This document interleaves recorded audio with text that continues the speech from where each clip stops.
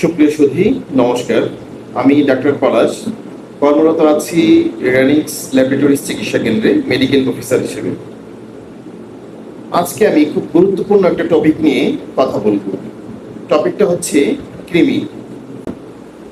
তো আজকে জেনে নিব যে কৃমি থেকে কি করে বাঁচা যায়, বা কৃমিতে আক্রান্ত হলে আপনার শরীরে কি কি সমস্যা দেখা দিতে পারে, এবং প্রাকৃতিক উপায়ে কি করে আপনি কৃমি থেকে নিজেকে সুস্থ রাখতে পারেন। প্রথমে জেনে নিব কৃমি কি করে আমাদের দেহে বাসা বাঁধে। ভালোভাবে সুসিদ্ধ করে মাছ, মাংস, শাকসবজি এই জাতীয় খাবারগুলো যদি আমরা গ্রহণ করি, তাহলে আমাদের শরীরে কৃমি বাসা বাঁধতে পারে। পাশাপাশি আমরা যখন বাইরে চলাফেরা করি, খোলা বাতাসে থেকেও আমাদের শ্বাস প্রশ্বাসের মাধ্যমেও কৃমি প্রবেশ করতে পারে।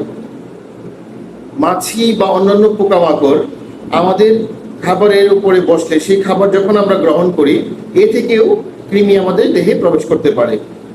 অনেক সময় আমরা বাইরে থেকে এসেই হাত ভালো করে না ধুয়েই সেই হাত দিয়ে আমরা কিছু খাবার গ্রহণ করি, আর সেই হাত থেকে খাবারের মাধ্যমে এবং খাবার থেকে মুখ থেকে আমাদের অন্ত্রে কৃমি পৌঁছাতে পারে। অনেক সময় আমরা খালি পায়ে হাঁটি, আর খালি পায়ে হাঁটলে মাটিতে কৃমির লার্ভা এবং ডিম সেটা আমাদের পায়ের মাধ্যমে আমাদের দেহে সংক্রামিত হতে পারে। তো চলুন এবার জেনে নেওয়া যাক কৃমি আমাদের দেহে কি কি ক্ষতি করতে পারে।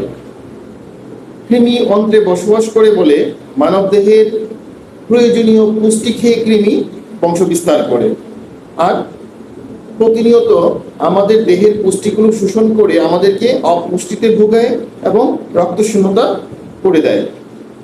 হুকওয়ার্ম জাতীয় এক প্রকার কৃমি আছে যা মানব দেহে রক্ত শোষণ করে, যার ফলে আয়রন, প্রোটিনের ঘাটতি দেখা দেয় এবং রক্তশূন্যতা এবং অন্ত্রের আলসার এগুলো আমাদের হতে পারে।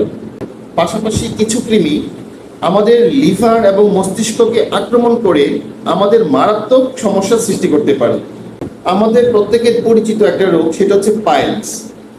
আমরা কি জানি যে পাইলসের প্রথম এবং প্রধান কারণই হচ্ছে কৃমি? তো চলুন এবার জেনে নেওয়া যাক যে ন্যাচারাল ওয়েতে আমরা কি করে কৃমিমুক্ত সুস্থ সবল একটা জীবন পেতে পারি। রসুনে রয়েছে অ্যালিসিন নামক এক প্রকার উপাদান।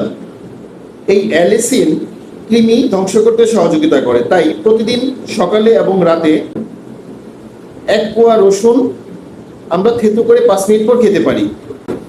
কুমড়ো বীজ কৃমি ধ্বংসকারী উপাদান রয়েছে কুমড়ো বীজের, তাই আমরা ইচ্ছে করলে প্রতিদিন 1 মুঠো কুমড়ো বীজ খেতে পারি। পেঁপে বীজ, পাপাইন কৃমি ডিম ধ্বংস করতে সহযোগিতা করে, তাই আমরা চাইলে রাতে পেঁপে বীজ ফাঁকি করে সেটা দিয়ে চা তৈরি করে আমরা পান করতে পারি। টক দই অন্ত্রের পিএইচকে কমিয়ে অ্যাসিডিক পরিবেশ তৈরি করে টক দই, আর সেই অ্যাসিডিক পরিবেশে কৃমি বাঁচতে পারে না বলে আমরা প্রতিদিন টক দই খেতে পারি। হলুদ আমাদের কৃমিনাশক হিসেবেও ব্যবহার করতে পারি। আমরা সকালের নাস্তার আগে 1 কাপ পানিতে আধা চামচ হলুদ মিশিয়ে আমরা সেটা পান করতে পারি। নিম পাতা এবং বারবেরিন কৃমিনাশক হিসেবে খুব ভালো ভূমিকা পালন করে। সাম্প্রতিক এক গবেষণা দেখা গিয়েছে নিম পাতা এবং বারবেরি যদি আমরা পান করতে পারি, তাহলে আমাদের অন্ত্রে কৃমি ধ্বংস হয়ে যায়। আমরা চাইলে ন্যাচারালি আমাদের জীবনকে অনেক সুস্থ এবং সুন্দর রাখতে পারি।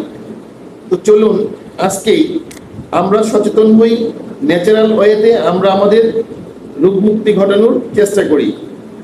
সকলেই ভালো থাকুন।